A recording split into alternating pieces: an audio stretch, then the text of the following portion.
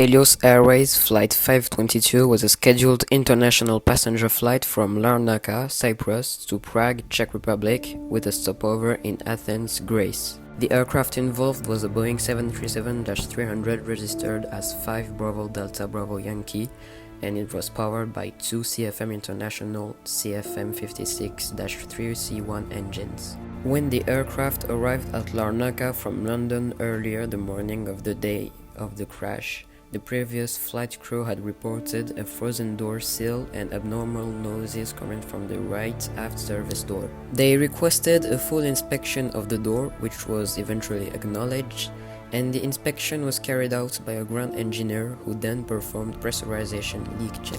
To carry out this check without requiring the aircraft's engines, the pressurization system was set to manual, but the engineer unfortunately failed to reset it to auto upon completion of the test. After the aircraft was returned into service, the new flight crew overlooked the pressurization system state on 3 occasions: during the pre-flight procedure, the after-start check, and the after-takeoff check. During these checks, no one on the flight deck noticed the incorrect setting. The aircraft took off at 0907 with pressurization systems still set to manual, and the aft outflow valve partially open. As the aircraft climbed, the pressure inside the cabin gradually decreased. As it passed through an altitude of 12,040 feet, the cabin altitude warning horn sounded. The warning should have prompted the crew to stop climbing, but it was misidentified by the crew as a takeoff configuration warning, which signals that the aircraft is not ready for takeoff and can sound only on the ground. The alert sound is identical for both warnings. In the next 5 minutes, several warning lights on the overhead panel in the cockpit illuminated. One or both of the equipment's cooling warning lights came on to indicate low airflow through the cooling fans, a result of the decreased air density, accompanied by the master caution lights. The passenger oxygen lights illuminated when at an altitude of around 1,800 feet.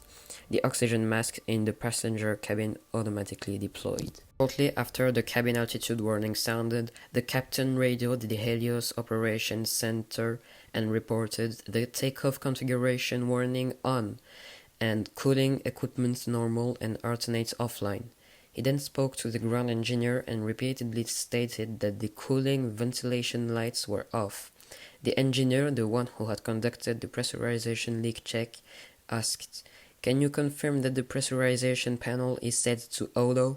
However, the captain, already experiencing the onset of hypoxia's initial symptoms, disregarded the question, and instead asked in reply, "Where are my equipment cooling circuit breakers?"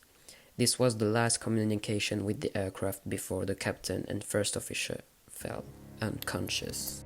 As the aircraft flew an aimless loop over Athens, the Greek military decided to intervene, and at 11:05 two F-16 fighter aircraft from the Hellenic Air Force were scrambled to establish visual contact with the aircraft.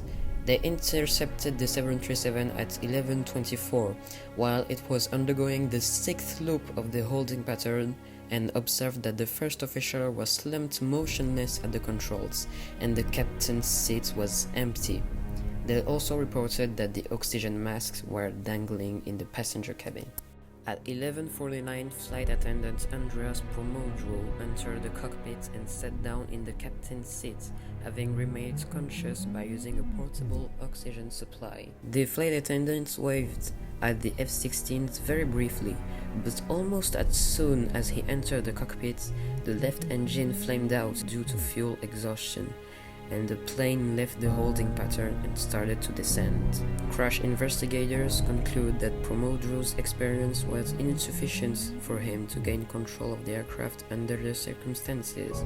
He did succeed, though, in banking the plane away from Athens and toward a rural area as the engines flamed out, with his actions meaning that no ground casualties occurred. 10 minutes after the loss of power from the left engine, the right engine also flamed out, and just before 12:04 a.m., the aircraft crashed into hills in the vicinity of the village of Grammatiko, 40 kilometers from Athens in East Attica, killing all 121 souls on board.